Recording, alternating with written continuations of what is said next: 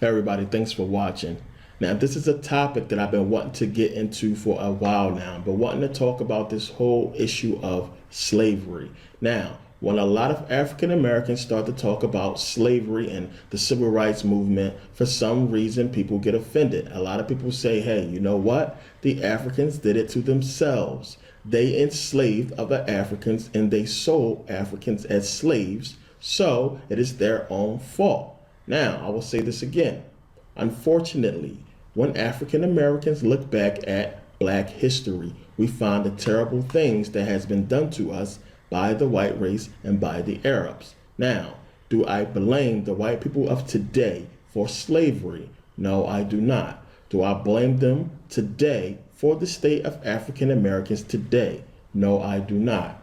But I understand that they have benefited greatly from the actions of their ancestors. And I'm pretty sure any honest white person will admit the same thing, that they have flourished as a race because of slavery. And that is a fact. Now, what has been happening is when African Americans start to bring up slavery, when they start to talk about the whole civil rights movement, for some reason, some white people get highly upset. They feel offended. They feel like something is wrong and we are attacking them and we are doing something wrong by bringing up Black history. So they get really defensive and they start to say things like, well, it's your own fault. Africans sold other Africans into slavery. It would not be slavery if Africans was not selling Africans, as if this somehow excuses slavery, as if Africans selling Africans into slavery somehow excuses all the brutality,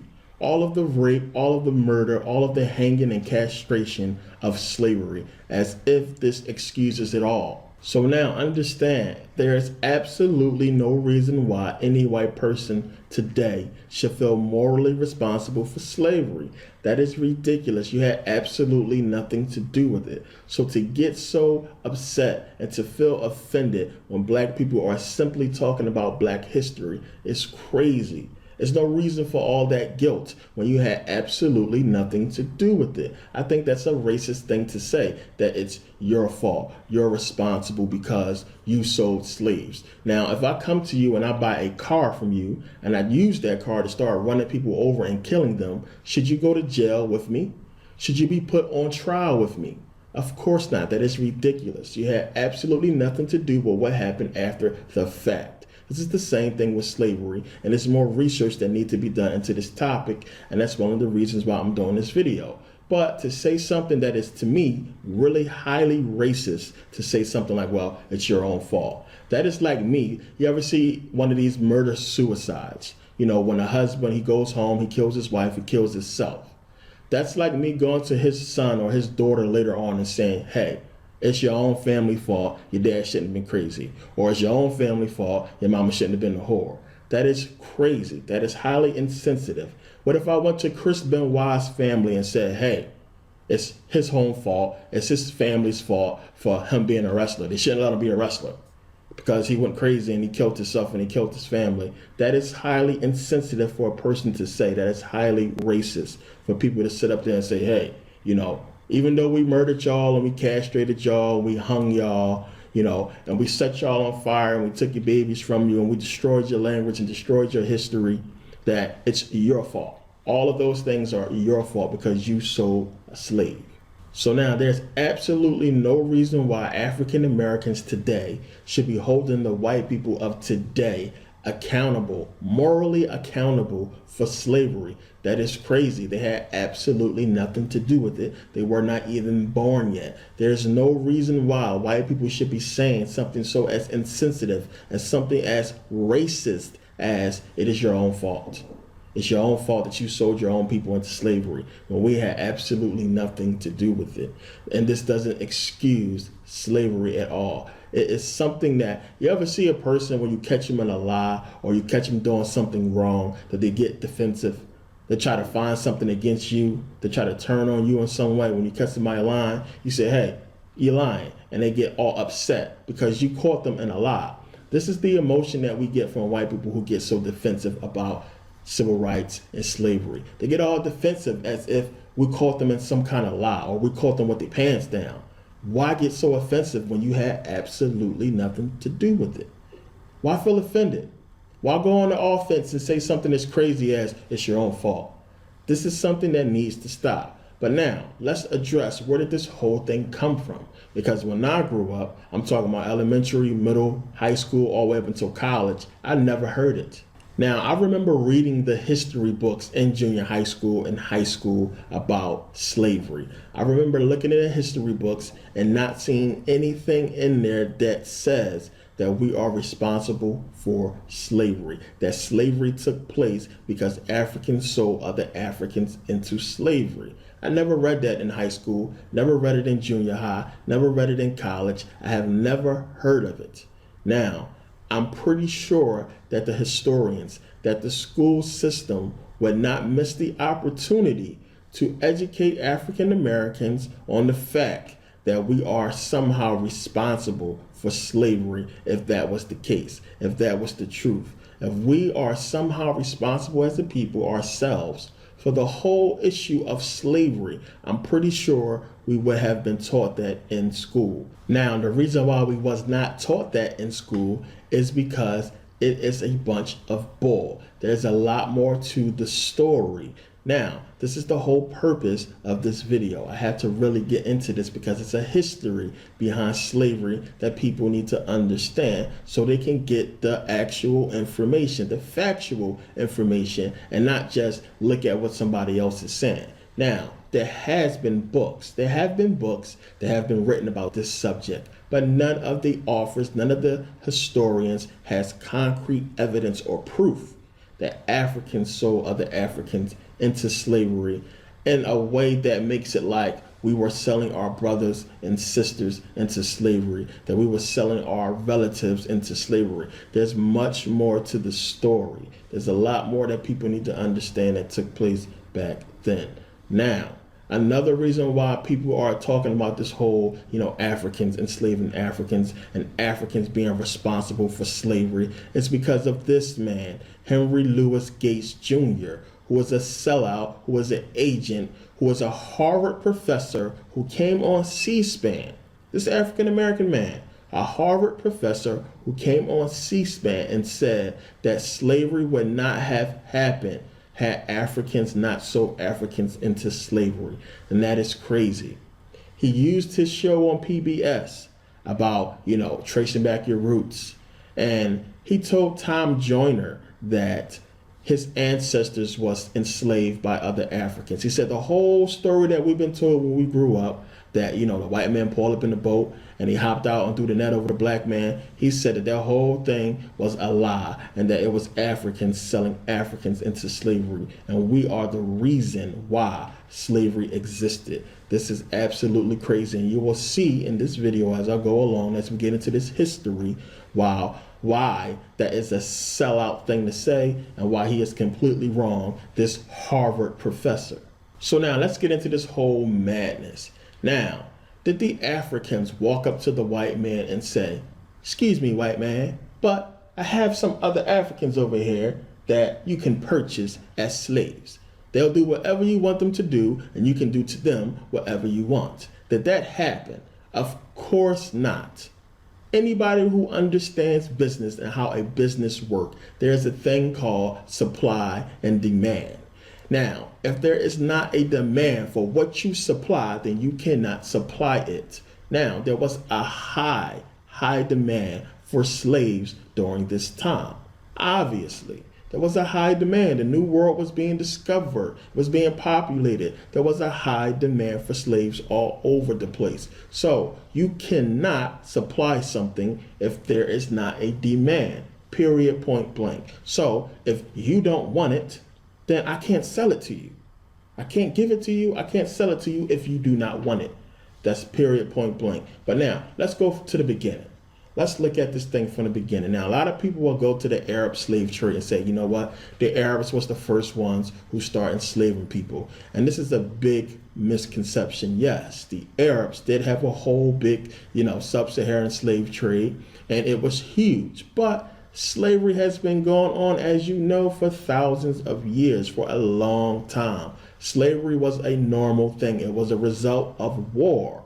So now understand, Homer, he mentions slavery in the Odyssey. Homer talks about slavery in a couple of his books. Now, slaves in Greece was called domos. Now, a person who was taken into slavery as a result of war was called domos. Now, understand, the Greeks was using the term booty way before Islam ever came into place. Now, booty, of course, means the spoils of war. Now, a slave man was called a iro. A slave female was called a ira, and a slave child was called pais, or a houseboy.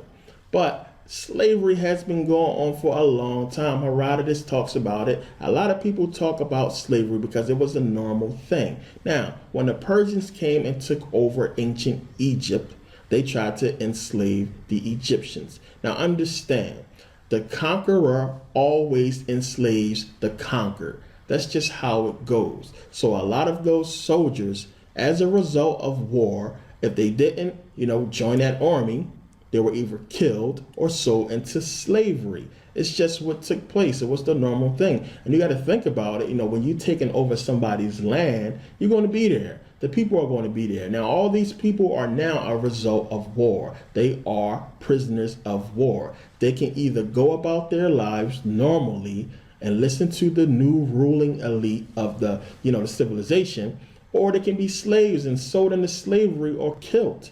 Now, when the Persians took over Egypt, the Egyptians wasn't having that. They fought back. They revolted for a long time. It was a revolution that was going on inside of Egypt. They was rebelling against these the Persians. Now, this whole thing took place for almost 70 years. It was like almost 70 years later, from 525 BCE, when the Persians took over Egypt.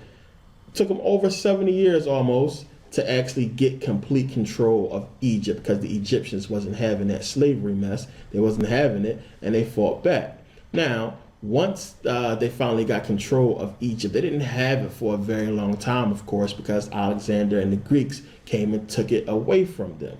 Now, we know that the Greeks enslaved the Egyptians as well, and they enslaved in Israel as well, and they enslaved in a lot of the lands that they conquered. As I said, this was a result of war. The conqueror always enslaved the conquered. So now this is a depiction of a slave and his master.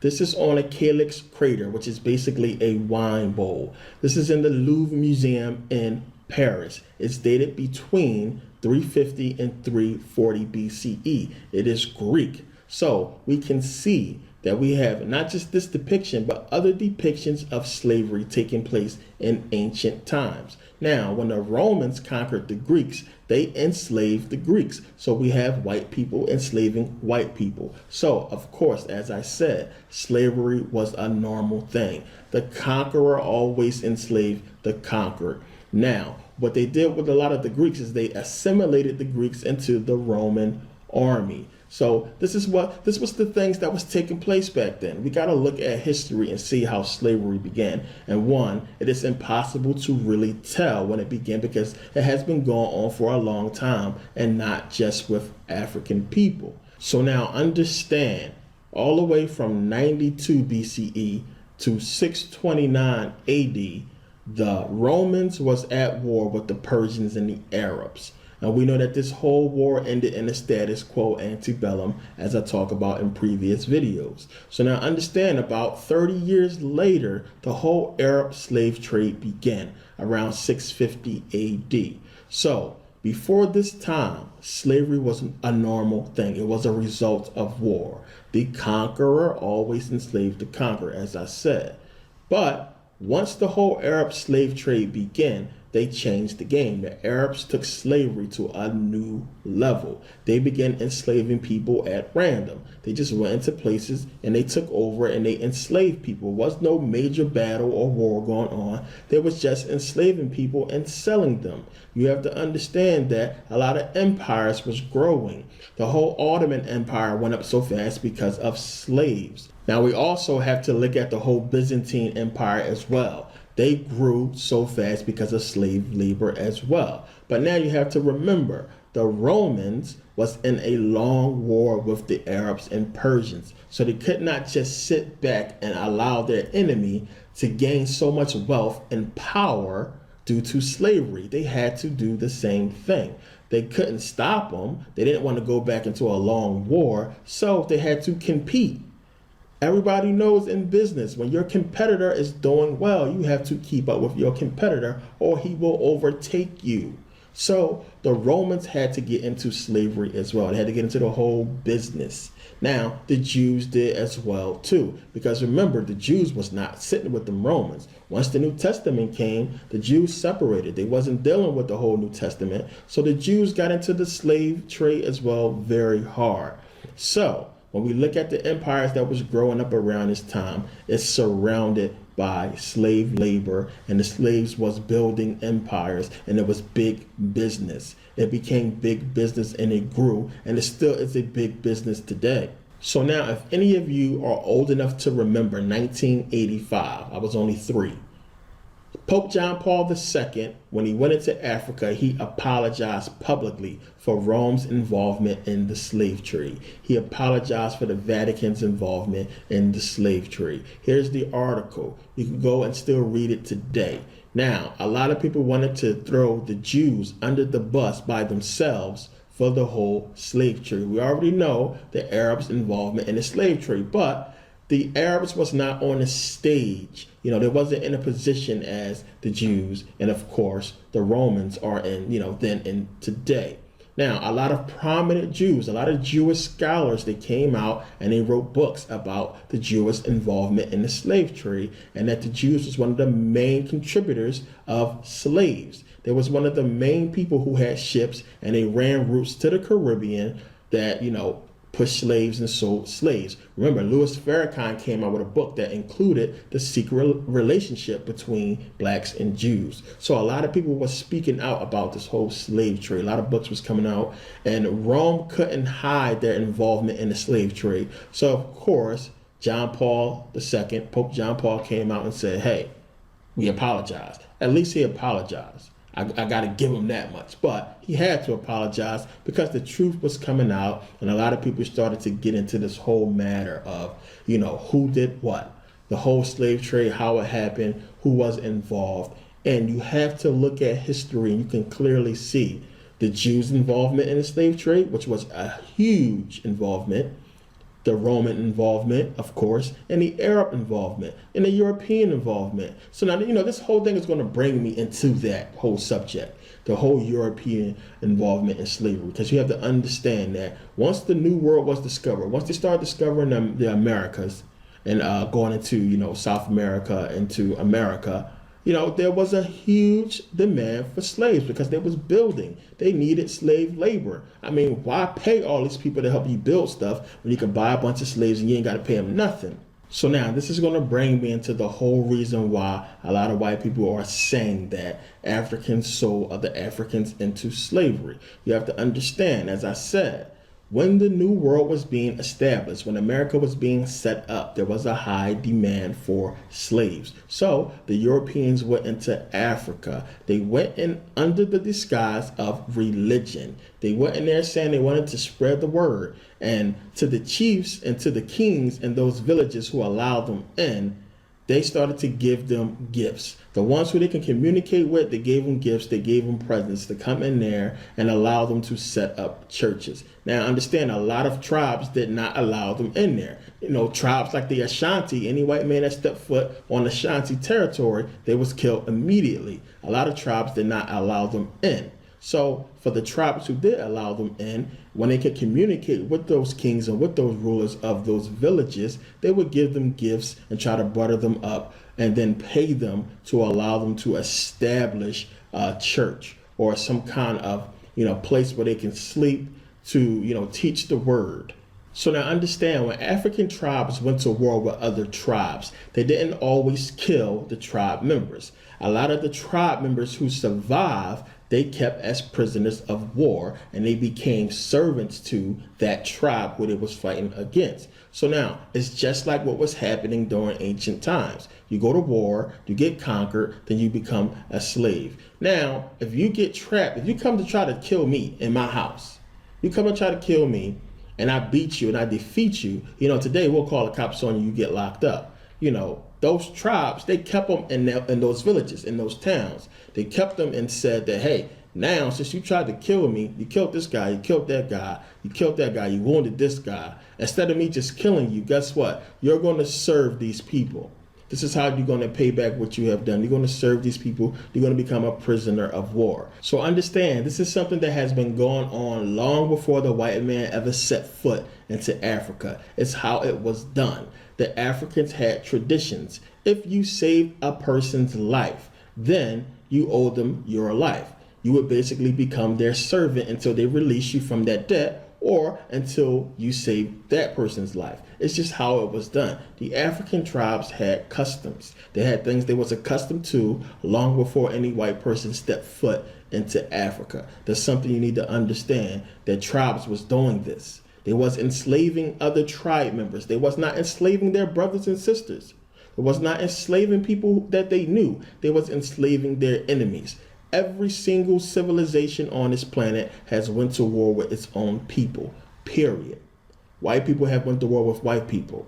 Asians have went to war with Asians. It's just how it goes. People go to war. People get pissed off about something. People don't agree on something and they go to war. The same thing happened with African tribes. So now understand, once the Africans got comfortable with the Europeans coming in, they was bringing them gifts. They were showing them new things. Once they got comfortable, they began to learn the European language. Now, you have to understand that some tribes did not allow this. Some tribes did not want to, learn the language. They took the presents, they allowed them to set up shop, and they allowed them to just, occupy some spaces. Like, okay, you're here, you need a place to stay, I'll allow you to build a hut on my land. I don't want you touching or interacting with my people. You stay there, we stay here. Now, a lot of the Europeans, they needed a way to communicate with the people. So they would ask the kings, would they allow them to take some, Africans back to America or back to Europe and teach them English, teach them their ways. And the kings wouldn't allow it in a lot of cases. They said, no, I don't want you taking none of my people back there with you. But you can take these prisoners of war with you. You can teach them the language. And when y'all come back, they'll be our interpreter. So now what ended up happening is, you got to remember, these prisoners of war are not from that tribe. So what the Europeans did was they convinced these prisoners of war to basically turn on their captors. They taught them the language, they knew how to communicate with them, and they basically got the lay of the land from these prisoners of war. And they used this information to basically catch slaves. So now you had these African tribe members who are not from these tribes, who are prisoners of war, basically turning on their enemies. It wasn't Africans selling their brother, cousin, sister, or their next door neighbors into slavery. It was an enemy selling his enemy into slavery. And understand this, everything that I'm saying right now happened on a small scale. We're talking about there was only a few instances where everything I just described, I'm talking about them coming over and setting up churches and all that. There's only a few instances where this actually happened. Most of the time, you just had a bunch of ships coming in there, just like we've been taught, jumping off of boats and snatching people and making them slaves. This is how it really went down. Only in a few cases what I just described took place. So, no, we were not selling our people into slavery. It didn't go down that way. So now, a lot of the kings, a lot of these rulers of these villages, what they did was they did sell their prisoners of war to the white man. They did sell their enemies into slavery, because had they not, you got to remember, these people had guns.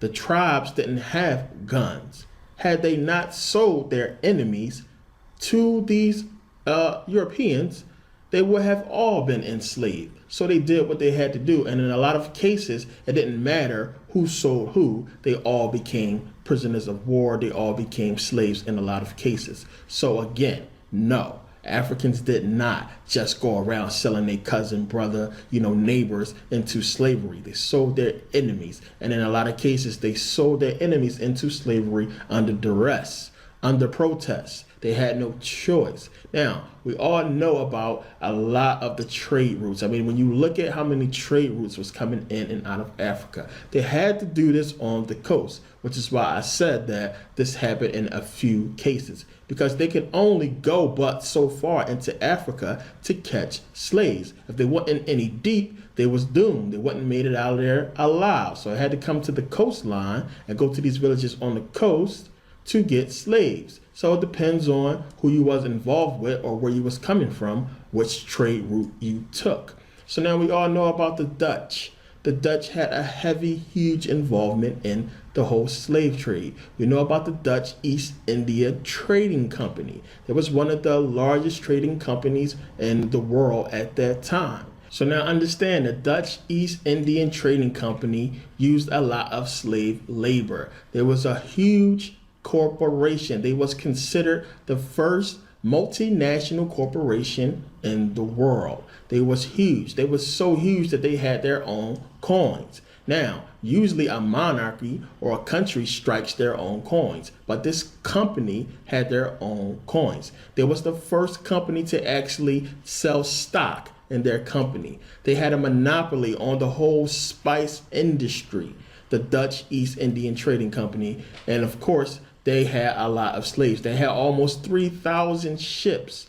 So of course they would need a lot of slaves to help them crew all of those ships. Now, a lot of people have heard of Johan van Riebeeck, who is basically considered the father or founder of Cape Town, South Africa, which is bull because there was already Africans in Cape Town, South Africa before he got there. There was already Africans in America before Columbus ever set foot on there. So they didn't discover anything. Now, Johan van Riebeeck went on to become the Governor General of the Dutch East Indies, and he later worked for the Dutch East Indian Trading Company. Today, his face is on coins, is on money. He has statues in Cape Town, South Africa. He has his own holiday. So these people are sitting there and they basically pass money around with the face and the image of a man who was responsible for the enslavement of thousands of African people. So now understand, once the Dutch came into South Africa, once they came into Cape Town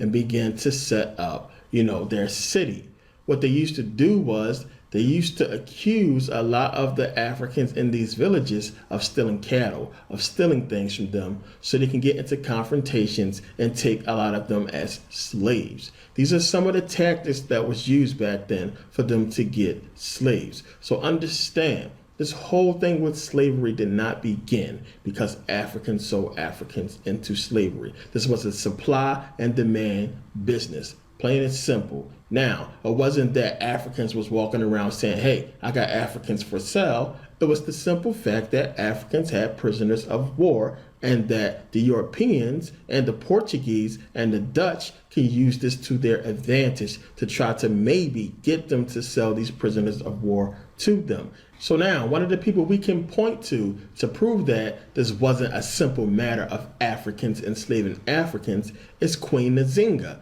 Now, Queen Nzinga of Angola, she was the queen of the Mbutu people in Angola. Now, she managed for over 30 years to keep the Portuguese and the Europeans and the Dutch from taking slaves from Angola, from taking slaves from the Mbutu people. Now, Queen Nzinga, she was a very smart woman. She was powerful. She managed to unite with a lot of tribes in Angola. She united with the Bengala and the Ndongo and the Mutamba tribes to help her fight off the Portuguese. Now, understand, the Portuguese was in competition with the Europeans and with the Dutch in this whole slave trade. They was in competition, so she was smart enough to unite with the Dutch, and a lot of people always bring this up. They say, oh, well, the Africans sold slaves to the Dutch. And they kind of point to this whole union between, Queen Nzinga and the Dutch. No, she was smart enough to unite with them and come to an agreement that,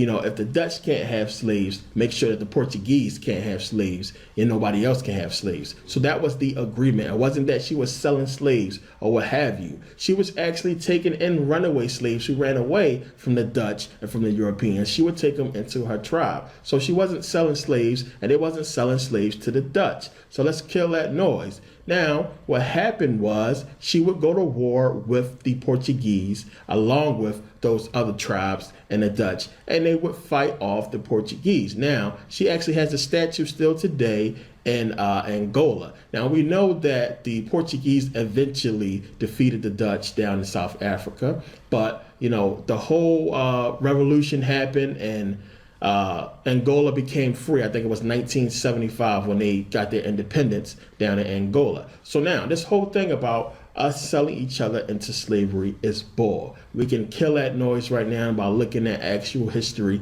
and looking at facts and seeing that this was not the case. The whole reason why, the main reason why African Americans, when we get into slavery, it's not so much about slavery. Yes, that was a horrible part. That was something that we will never forget about, and people will have to accept that.